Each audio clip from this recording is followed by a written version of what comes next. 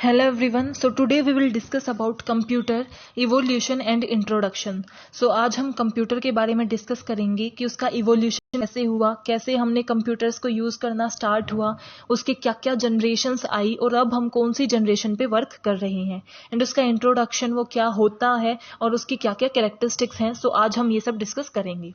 So let's start with introduction to computers. In today's world, we use computer for all our tasks, our day-to-day activities. यानी कि अगर हम आज के time पे देखें तो हम कंप्यूटर्स को अपने हर डिफरेंट टास्क के लिए, हर सेकंड टास्क के लिए किसका यूज करते हैं? कंप्यूटर्स का यूज करते हैं. ये बहुत इंपॉर्टेंट पार्ट बन चुका है हमारी लाइफ का. हम हर अपनी जो भी हमारी वर्क्स होते हैं, जो भी हमारी रिक्वायरमेंट्स होती हैं, उनको फुलफिल करने के लिए कहीं ना कहीं हम कंप्यूटर का यूज करते रहते हैं. हमारे जो डे टू डे लाइफ में एक्टिविटीज होती हैं, जैसे पेइंग बिल्स, हमें बिल पे करने हैं, उसके लिए भी हम कंप्यूटर्स का यूज कर लेते हैं. हम ऑनलाइन बिल पेइंग कर देते हैं जो हमारे लिए ज्यादा कन्वीनियंट होती है with the help of computers. Buying groceries, कि आपको ग्रोसरी बाय करनी है तो आपको मार्केट जाने की जरूरत नहीं है. आप क्या कर सकते हो? ऑर्डर कर सकते हो, शॉपिंग कर सकते हो with the help of computers. Using social media को यूज करने के लिए, एंटरटेनमेंट के लिए, यानी कि आपको मूवी देखनी है, सीरीज देखनी है, सॉन्ग सुनने हैं, वर्क फ्रॉम होम करना है, सो उसके लिए भी आपको क्या रिक्वायरमेंट होती है? कंप्यूटर की रिक्वायरमेंट होती है. कम्युनिकेट करना है किसी के साथ, वीडियो कॉल करना है, ऑडियो कॉल करना है, इन सब चीजों के लिए आप किसका यूज करते हो? कंप्यूटर्स का यूज करते हो. और ये सब ऐसी चीजें हैं जो आप अपने डेली बेसिस पे यूज करते हो. सो अगर आप इन्हें डेली बेसिस यूज कर रहे हो, इसका मतलब क्या है? ये आपकी नॉर्मल लाइफ का बहुत इंपॉर्टेंट पार्ट बन चुका है. सो कंप्यूटर क्या है? एक ऐसी चीज है जिससे हमारे जितने भी टास्क होते हैं वो डायरेक्टली और इनडायरेक्टली परफॉर्म होते हैं. All done by the computer. So it is important not only to know how to use a computer but also to understand the components of a computer and what they do. इसीलिए क्योंकि computer को हम इतना use करते हैं, हमारी day to day activities में use करते हैं, हमारा हर दूसरा काम कंप्यूटर से ही कनेक्टेड होता है. इसलिए हमें ये पता होना चाहिए कि हमें कंप्यूटर को कैसे यूज करना है, वो कैसे इवोल्व हुआ, वो कैसे आया, उसकी क्या क्या कैरेक्टरिस्टिक्स होती हैं. सो आज हम उसी के बारे में डिस्कस करेंगे. This topic explain all concept related to the computer in detail from origin to end. यानी कि आज हम जो डिस्कस करेंगे वो क्या होंगे कि वो कैसे आया, वो ओरिजिनेट कैसे हुआ, कंप्यूटर का डेवलपमेंट हुआ कैसे, कैसे वो बने, फर्स्ट कंप्यूटर कैसा था, देन हम अब कौन सी जनरेशन पे कर रहे हैं काम. The idea of computer literacy is also discussed which include the definition and function of a computer. और कंप्यूटर की क्या क्या फंक्शंस हैं, क्या डेफिनेशन है, वो भी हम डिस्कस करेंगे. सबसे पहले मीनिंग ऑफ कंप्यूटर, कि कंप्यूटर होता क्या है. अब हमने ये देख लिया कि हम डे टू डे लाइफ में कंप्यूटर का यूज करते हैं, बट कंप्यूटर है क्या, उसको हम यूज करते हैं, हमें ये पता है. हमें पता नहीं कितनी ऐसी चीजें हैं जिसे हम डे टू डे यूज करते हैं लेकिन उनका मीनिंग हमें नहीं पता. कंप्यूटर क्या है? Computer is an electronic device. Electronic device हम क्यों बोलते हैं? क्योंकि ये इलेक्ट्रिसिटी से वर्क करता है. इलेक्ट्रिसिटी के बिना हम कंप्यूटर को नहीं यूज कर सकते. ये हमारा एक इलेक्ट्रॉनिक डिवाइस है that accept data from the user, process it and produce result. यानी कि जो भी आपकी क्वेरी है, जो भी आप करना चाहते हो, वो आपका क्या होगा? डाटा. कंप्यूटर एक ऐसा डिवाइस है, एक इलेक्ट्रॉनिक डिवाइस है जो यूजर से डाटा को एक्सेप्ट करता है, उसे प्रोसेस करता है, यानी कि एक्चुअल में वो डाटा चाहता क्या है. जैसे आपने कोई क्वेरी डाली है, उस डाटा को वो एनालाइज करेगा, प्रोसेस करेगा, एंड देन आपको उस डाटा का एक इफेक्टिव रिजल्ट प्रोवाइड करेगा. यानी कि जो सबसे बेस्ट रिजल्ट होगा वो आपको कंप्यूटर प्रोवाइड करता है आउटपुट की फॉर्म में. ये क्या करता है? It produce result, display them to the user. यानी कि जो उसका रिजल्ट आता है, ऐसा नहीं आपने डाटा डाला, उसको रिजल्ट पता चल गया और वो रिजल्ट आपको शो ही नहीं करता. बेनिफिट क्या हुआ अगर हमें रिजल्ट पता चलेगा ही नहीं? ये डिस्प्ले करता है आपको रिजल्ट पे, रिजल्ट को दिखाता है और उसे आप फर्दर यूज कर सकते हो. और जो आपका रिजल्ट आया है उसे सिर्फ डिस्प्ले ही नहीं, उसे स्टोर भी करता है कि दोबारा अगर आपको इसे देखना हो तो ये पहले ही वहां स्टोर होगा उसकी मेमोरी में, आप उसे दोबारा जाके चेक कर सकते हो. हमें पता चल गया कि कंप्यूटर क्या है. एक ऐसा इलेक्ट्रॉनिक डिवाइस है जो इनपुट, आउटपुट एंड प्रोसेसिंग पे वर्क करता है और जो हमारा आउटपुट आता है उसे स्टोर भी करता है. अब डाटा क्या है? हमने एक वर्ड यूज किया, डाटा. यूजर से हम डाटा लेते हैं. Data is a collection of unorganised fact and figure and does not provide any further information regarding pattern and contest. यानी कि एक डाटा क्या होते हैं? एक ऐसी चीज जो अनऑर्गेनाइज्ड है, अनस्ट्रक्चर्ड है, रो फैक्ट्स हैं.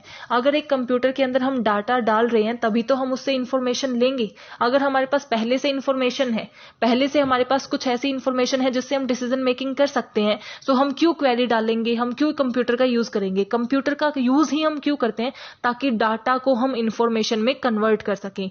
यानी कि हमारे पास क्या होता है, डाटा, जिससे हम कोई मीनिंगफुल रिजल्ट नहीं निकाल सकते, जिसको हम समझ ही नहीं सकते, उसे कौन समझेगा, कौन प्रोसेस करेगा, हमारा कंप्यूटर। सो डाटा क्या करता है, जो कंप्यूटर क्या करता है, हमारे डाटा को प्रोसेस करके इंफॉर्मेशन में चेंज कर देता है। और इंफॉर्मेशन क्या होता है, एक स्ट्रक्चर्ड डाटा, यानी कि प्रोसेस्ड डाटा। जैसे हम इंफॉर्मेशन का क्या होगा, सबसे पहले इनपुट देते हो, इनपुट क्या होगा, आपका डाटा, प्रोसेसिंग होगी, और प्रोसेसिंग के बाद आपको क्या मिलेगा, आउटपुट। वो आउटपुट क्या है, आपकी इंफॉर्मेशन। सो डाटा को जो प्रोसेस करके निकाला जाता है उसको हम क्या बोलते हैं, इंफॉर्मेशन। और वो इंफॉर्मेशन आपको कंप्यूटर प्रोवाइड करता है। और वो इंफॉर्मेशन आपके लिए कितनी मीनिंगफुल होती है, कितनी यूजफुल होती है, क्योंकि वो ऑर्गेनाइज्ड हो चुकी है, स्ट्रक्चर्ड हो चुकी है। सो कंप्यूटर क्या करता है, इनपुट की फॉर्म में डाटा को एक्सेप्ट करता है एंड इंफॉर्मेशन को प्रोवाइड करता है as a form of output. Functions of computer, अब कंप्यूटर के क्या क्या फंक्शंस होंगे, जो हमने मीनिंग में डेफिनेशन में किया वही इसके फंक्शंस हैं। Receiving input, processing the information, storing the information and producing output. तो सबसे पहले अगर आपको कोई क्वेरी निकालनी है, फॉर एग्जांपल आपको ये देखना है 5 + 4 कितना होता है, सो ये क्या होगा, आपका इनपुट होगा, क्योंकि 5 + 4 ये कोई मीनिंगफुल रिजल्ट नहीं है आपके पास, ये तो दो एक डाटा है कि 5 और 4 को हमें प्लस करना है। सो ये क्या है, आपका इनपुट है। सो डाटा आप जब फीड करते हो इनपुट के अंदर, उसको आप क्या बोलते हो, रिसीविंग इनपुट। की कंप्यूटर सबसे पहले आपसे इनपुट लेता है, आपकी क्वेरी को लेता है, जो भी डिफरेंट डिवाइसेस के थ्रू हो सकते हैं, जैसे CD रोम है, पेन ड्राइव है, स्कैनर। सो सबसे पहले आपने इनपुट दिया, अब जो आपने इनपुट दिया है उस पे डाटा के कंप्यूटर क्या करेगा, प्रोसेसिंग करेगा, यानी कि उस पे वर्क करेगा, देखेगा कि आपकी क्वेरी क्या है। Operations on the input data are carried out based on the instruction provided in the program, कि आपने कैसी इंस्ट्रक्शंस दी हैं। आपने 5 और 4 को प्लस करने के लिए बोला है, सो ये आपकी क्या है, इंस्ट्रक्शन है। सो हमारा कंप्यूटर अब उस पे प्रोसेसिंग करेगा। प्रोसेसिंग करने के बाद वो क्या करेगा, उसके पास रिजल्ट आ जाएगा। प्रोसेसिंग करेगा तो उसके पास रिजल्ट आ गया कि क्या है, रिजल्ट है हमारा 9। सो वो दिखाएगा, दिखाने से पहले उस रिजल्ट को स्टोर कर देगा, स्टोरिंग ऑफ इंफॉर्मेशन करेगा, कि हमारी प्रोसेसिंग खत्म होने के बाद उसे स्टोर कर दिया जाता है, ताकि वो डाटा हमें शो कर दिया जाए। हमारी जो CPU है उसकी मेमोरी में है, हमारे जो रिजल्ट आ जाए, मेमोरी में रिजल्ट होगा तभी वो हमें डिस्प्ले किया जाएगा। ऐसा नहीं है कि एक बार आपने सर्च किया तब रिजल्ट मेमोरी में गया और उसके बाद आपको दिखाने के बाद वो रिजल्ट रिमूव नहीं होता, वो वहीं स्टोर्ड हो जाता है, कि फ्यूचर में सेम क्वेरी आती है तो आप डाटा ज्यादा इजिली प्रोवाइड करोगे। देन प्रोड्यूसिंग आउटपुट, स्टोरेज करने के बाद आप क्या करते हो, उसे प्रोड्यूस करते हो आउटपुट, यानी कि जिस यूजर ने क्वेरी डाली थी 5 + 4, उसे आप दिखा देते हो कि 5 + 4 = 9। द प्रोसेस्ड इंफॉर्मेशन उन्हें दे दी जाती है। सो हमारा डाटा क्या था, 5 + 4, उससे हमारा मीनिंगफुल रिजल्ट क्या आया, 9। वो क्या है, हमारी इंफॉर्मेशन। सो डाटा हमारा इनपुट था और आउटपुट हमारी क्या है, इंफॉर्मेशन है। नाउ हिस्ट्री ऑफ कंप्यूटर, कि जो आप कंप्यूटर अभी यूज कर रहे हो, क्या सीधा कंप्यूटर ऐसे ही इंट्रोड्यूस किए गए थे, वो कैसे आए, उनका क्या बेसिस रहा, क्या जनरेशंस रही, वो हम डिस्कस करेंगे। The history of computer date back several years, कि बहुत साल पहले हमने कंप्यूटर्स को इंट्रोड्यूस किया था। There are 5 prominent generation of computer, की कंप्यूटर की कितनी जनरेशंस हैं, 5 जनरेशंस हैं, और जो हम अब यूज कर रहे हैं वो हमारी 5th जनरेशन है। Each generation has witnessed several technological advances which change the functionality of computer, कि फर्स्ट जनरेशन से सेकंड, सेकंड से थर्ड, थर्ड से फोर्थ और फोर्थ से फिफ्थ हम क्यों आए, क्योंकि हम उन्हें और बेटर करना चाहते थे, टेक्नोलॉजी डेवलप हो रही थी। सो हम कंप्यूटर्स को और फंक्शनैलिटी ज्यादा यूज कर सके, उनका ज्यादा बेनिफिट उठा सके, उनमें नई नई टेक्नोलॉजिकल एडवांसमेंट के साथ हमने जैसे जैसे टेक्नोलॉजी डेवलप होती गई, हमने भी कंप्यूटर को डेवलप किया और नई जनरेशन को इंट्रोड्यूस कर दिया। सो सबसे पहले first generation. So first generation के क्या क्या फीचर्स थे, फर्स्ट जनरेशन का हार्डवेयर, यानी कि वो किस चीज को यूज करते थे, vacuum tubes and punch cards. हमेशा याद रखना कि फर्स्ट जनरेशन में हार्डवेयर क्या थे, vacuum tubes and punch card को यूज किया जाता था, और it had slow performance. First generation में जो कंप्यूटर थे वो बहुत स्लोली वर्क करते थे, यानी कि वो टाइम कंज्यूम करते थे आपकी क्वेरी का आंसर करने के लिए। वो अब जैसे आप क्या करते हो, जो भी आप डालते हो ना, सेकंड्स में, विद इन सेकंड आपको रिजल्ट मिल जाता है जो भी आप क्वेरी डालते हो। लेकिन जब फर्स्ट जनरेशन कंप्यूटर्स आए थे, वो आपको रिजल्ट देने में स्लो प्रोसेसिंग थे, टाइम कंज्यूमिंग थे।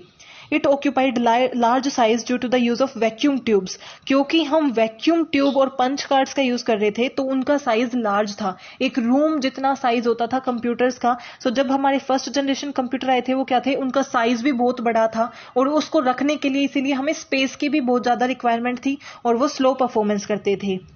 Then poor storage capacity. जब हमारे कंप्यूटर्स फर्स्ट जनरेशन कंप्यूटर आए थे वो स्टोरेज में इतने अच्छे नहीं थे, उनकी स्टोरेज कैपेसिटी इतनी अच्छी नहीं थी, यानी कि तब वो ऐसा नहीं है कि 100 GB स्टोर कर लेते थे, उनकी स्टोरेज कैपेसिटी बहुत कम होती थी, हम ज्यादा डाटा उसमें स्टोर नहीं कर पाते थे। And it consume a lot of electricity and heat वो निकालते थे, रिलीज करते थे। सो बहुत ज्यादा इलेक्ट्रिसिटी उनमें लगती थी और हीट क्या, अगर आप फर्स्ट जनरेशन कंप्यूटर्स को यूज कर रहे थे तो आपके एयर कंडीशनर उस रूम में होना जरूरी थे क्योंकि वो एक्सट्रीम हीट निकालते थे, रिलीज करते थे। अब डाटा इनपुट, उसके अंदर डाटा इनपुट कैसे किया जाता था, with the help of punch card and paper tape का हम यूज करते थे। जो हमारे एग्जाम्पल क्या है फर्स्ट जनरेशन के, यूनिवैक, एनिएक, ये हमारे क्या है एग्जाम्पल, ये कंप्यूटर्स हैं जो फर्स्ट जनरेशन में यूज किए जाते थे। अब हमने देखा कि कितनी प्रॉब्लम्स थी कि वो स्लो वर्क करता था, इतना बड़ा कंप्यूटर होता था तो हम एक जगह से दूसरी जगह भी नहीं लेके जा सकते, और जो भी हमारे कंप्यूटर्स थे वो हीट भी रिलीज करते थे। इसीलिए हमें क्या थी, जरूरत थी नई एडवांसमेंट की। सो हमारे उसमें बेटर करके, उसमें कुछ एडवांसमेंट करके, उसके लिमिटेशंस को रिमूव करके नई जो जनरेशन आई वो हमारी क्या है, second generation of computers. Several advancement in the first generation computers lead to the development of second generation computer। यानी कि सेकेंड जनरेशन कंप्यूटर्स इंट्रोड्यूस किया गया जिसमें बहुत सी एडवांसमेंट थी। अब उसमें क्या था, हार्डवेयर उसमें हमारे वैक्यूम ट्यूब्स और पंच कार्ड्स थे। अब इसमें हम क्या यूज करते थे, मैग्नेटिक टेप एंड ट्रांजिस्टर को यूज किया गया। वैक्यूम ट्यूब की वजह से हमें बहुत ज्यादा साइज लेना पड़ रहा था, इसीलिए हमने मैग्नेटिक टेप को चुना, वैक्यूम ट्यूब को चूज नहीं किया, ताकि हमारा साइज जो है वो स्मॉल किया जा सके। इसके फीचर्स क्या थे, faster and smaller in size, की फर्स्ट जनरेशन कंप्यूटर से ज्यादा फास्ट थे, ज्यादा क्विकली वर्क करते थे और साइज इनका छोटा हो गया था क्योंकि हमने वैक्यूम ट्यूब को यूज नहीं किया।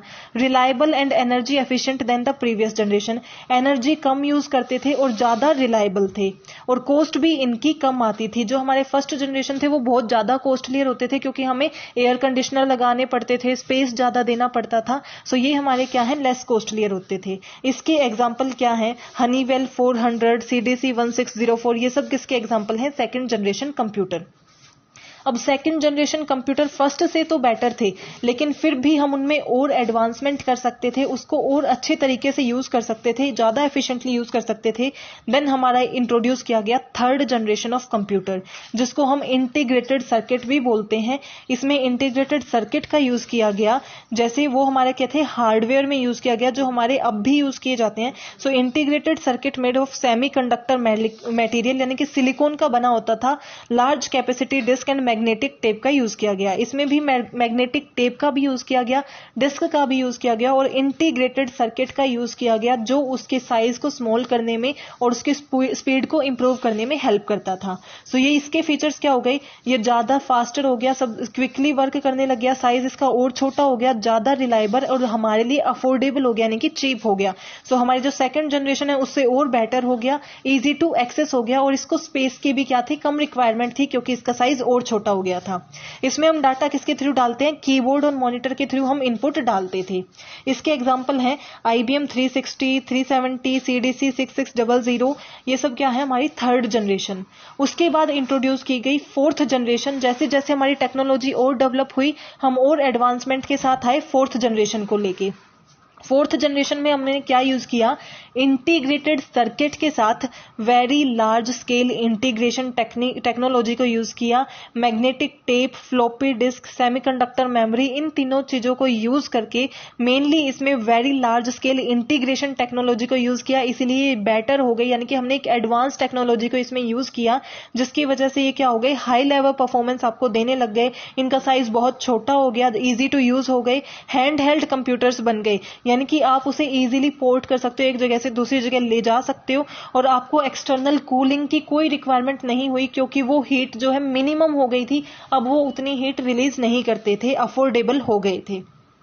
इसमें डाटा इनपुट कैसे करते हो, कीबोर्ड के यूज से, माउस के यूज से, डिवाइसेस के यूज से आप डाटा को इनपुट करते हो। और इसका एग्जांपल क्या है, वेक्स 9000, ये सब इसके एग्जांपल हैं। Now 5th generation of computer जिस पे हम अब वर्क कर रहे हैं, जिसको अब हम यूज करते हैं, वो हमारे क्या है, 5th जनरेशन ऑफ कंप्यूटर। और जैसे जैसे हमारा टेक्नोलॉजी और डेवलप होगी आगे और भी जनरेशंस आएंगी।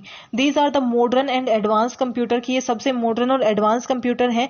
Significant change in the components and operations have made 5th generation computers handy and more reliable than previous generation. यानी कि पहले की जो जनरेशन है, 1st, 2nd, 3rd, 4th, उससे ज्यादा रिलायबल हैं, ज्यादा इजीली पोर्टेबल हैं, एक जगह से दूसरी जगह ले जा सकते हैं। हैंडी कंप्यूटर्स वो हमारे लिए बन गए हैं। इसमें हम किसका यूज करते हैं, हार्डवेयर में integrated circuit with VLSI and nano technology, जिसको आप क्या भी बोलते हो, अल्ट्रा लार्ज स्केल इंटीग्रेशन। यानी कि पहले था VLSI वेरी लार्ज स्केल, इसमें हम अल्ट्रा लार्ज स्केल इंटीग्रेशन करते हैं नैनो टेक्नोलॉजी की हेल्प से। इसके क्या फीचर्स होते हैं, ये पावरफुल होता है, ज्यादा पावरफुल है, सबसे इफेक्टिव यही है, चीप है, इजीली अफोर्डेबल है, रिलायबल है, इजी टू यूज है, और छोटा सा स्पेस लेता है, इजीली पोर्टेबल है, एक जगह से दूसरी जगह आप ले जा सकते हो। इसकी मेमोरी कैपेसिटी क्या है, इसकी स्टोरेज कैपेसिटी अनलिमिटेड है, इसका स्टोरेज कैपेसिटी डिफाइंड नहीं है। देन डाटा इनपुट, इसमें डाटा कैसे इनपुट किया जाता है, ऑप्टिकल डिस्क से, CD-ROM, इन सब चीजों को यूज करके, वॉइस सेंसिटिव इनपुट डिवाइसेस को यूज करके हम डाटा इनपुट का यूज करते हैं। अब हम जैसे हमारे पास ऑप्शन नहीं होता वॉइस का कि हम यहां से बोल के भी क्वेरी डाल सकते हैं, सो वो हमारा क्या है, एडवांस कंप्यूटर्स हैं। इसके एग्जांपल हैं परम, IBM, ये सब इसके एग्जांपल हैं। अब कैरेक्टरिस्टिक्स ऑफ कंप्यूटर, कंप्यूटर की क्या क्या इंपॉर्टेंट कैरेक्टरिस्टिक्स हैं। सबसे पहले स्पीड, कि ये हमारी स्पीड प्रोवाइड करता है। हम कंप्यूटर का यूज क्यों करते हैं, जो कैलकुलेशंस हम कर सकते हैं वही कैलकुलेशन कंप्यूटर करता है, लेकिन वो हमें स्पीड प्रोवाइड करता है। यानी कि जिस कैलकुलेशन को करने में हम 10-15 मिनट लगाएंगे, वो हमें within the second of answer provide कर देता है। A computer work much higher speed and accurate compare to human being. यानी कि हम जिस पे बहुत से सेकंड लगाते हैं, ये हमें जस्ट जिस पे हम मिनट्स लगा देते हैं, ये हमें तभी के तभी क्या देता है, आंसर प्रोवाइड कर देता है। तो ये क्या है, स्पीड हमें प्रोवाइड करता है। Second is accuracy. कई बार हम कैलकुलेशन करते हैं, कोई काम हम कैलकुलेट करते हैं, अर्थमेटिक, लॉजिकल कुछ भी परफॉर्म करते हैं, सो उसमें हमारे चांसेस ऑफ ये गलत होने के चांसेस हो सकते हैं।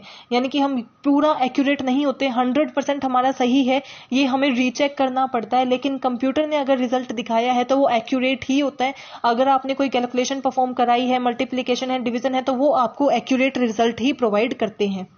देन डिलीजेंस, इसका मतलब क्या है, एक computer can perform million of task और calculation with the same consistency and accuracy. यानी कि सेम स्पीड के साथ, सेम रिजल्ट के साथ, सेम एक्यूरेसी के साथ कितनी ही बार आप सेम डाटा को निकलवा लो, अलग अलग डाटा को निकलवा लो, कंप्यूटर कभी नहीं थकता, वो टायर्ड फील नहीं करता। सो ये क्या है, हमारी एक कैरेक्टरिस्टिक्स है कंप्यूटर की। देन वर्सेटैलिटी, वर्सेटैलिटी का मतलब क्या है कि कंप्यूटर के अंदर ये कैपेबिलिटी है कि वो different kind of work perform कर सकता है सेम एक्यूरेसी के साथ। ये नहीं है कि वो लिमिटेड है कि उसमें सिर्फ आप प्लस की कैलकुलेशन ही कर सकते हैं, या सिर्फ उसमें सिर्फ कैलकुलेशन की जा सकती है, उसमें हम फाइल बना सकते हैं, PPT बना सकते हैं, डाटा को स्टोर कर सकते हैं। सो हमारा वर्सेटाइल होता है। Then reliability, A computer is reliable and it give consistent result for similar set of data। कि एक डाटा का जो रिजल्ट आया है, अब आपने निकाला, 10 दिन बाद अगर वही चीज आप दोबारा डालोगे तो रिजल्ट सेम रहेगा। रिलायबिलिटी आपको प्रोवाइड करता है, इसका रिजल्ट टाइम के साथ चेंज नहीं होता। जो अगर आपका डाटा और इनपुट सेम है तो आउटपुट भी सेम ही होता है। ऑटोमेशन, कंप्यूटर जो है वो ऑटोमेटिकली वर्क करता है, बस हमें एक बार इंस्ट्रक्शंस देनी होती है, उसके बाद उसकी प्रोसेसिंग जो है वो ऑटोमेटिकली होती है। मेमोरी, यानी कि कंप्यूटर की स्टोरेज पावर 5th जनरेशन में हमने देखा अब अनलिमिटेड है, हमें एक मेमोरी प्रोवाइड करता है, स्टोरेज पावर प्रोवाइड करता है, जिसमें हम प्राइमरी और सेकेंडरी मेमोरी दोनों को इंक्लूड करते हैं। So I hope you are clear with this topic. If you have any doubt please mention in comment section, and if you want this video I am giving the link in description, you can download it from there and keep supporting. Don't forget to like, subscribe and share my channel. Thank you.